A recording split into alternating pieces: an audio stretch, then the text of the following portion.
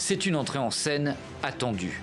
Discret jusque-là, le prince héritier Mohammed Ben Salman prend enfin la parole publiquement.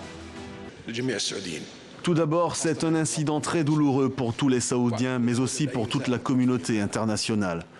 C'est un incident hideux qui ne peut être justifié. La Turquie, c'est la plus grande prison des journalistes, selon les Reporters sans frontières.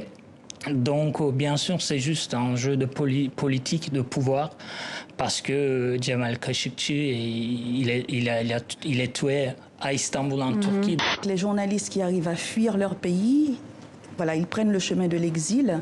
Donc, il y a une structure unique au monde qui existe. Donc, c'est la Maison des journalistes. Donc, nous, on les accueille, hein, ces professionnels de l'information. Donc, des hommes et des femmes qui ont pris d'énormes risques pour nous informer. Donc, ils sont au cœur des bouleversements sociaux, planétaires.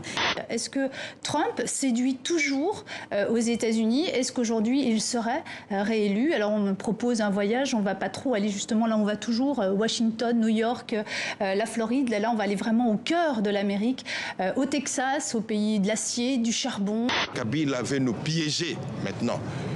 Il n'est pas prêt à organiser des élections et il veut, comme je le dis, jeter la responsabilité à l'opposition. Et nous l'avons compris. Nous l'avons compris. C'est pourquoi nous disons, sans ou avec ma machine à voter, nous irons aux élections. L'Italie europhobe et populiste a beau jeu de dire, regardez les méchants européens, ceux qui nous imposent. Donc je crois qu'il y a de la part de la Commission une responsabilité importante et il faut absolument changer les règles du jeu. Vous savez, s'il y a 90 millions de personnes du monde entier qui viennent en France, c'est pour toutes les raisons que vous venez d'évoquer. C'est les villages, c'est la gastronomie, c'est notre culture. Mais il n'y a pas que ça, il n'y a pas que ce pourquoi les gens viennent voir, il y a aussi notre influence sur la planète entière.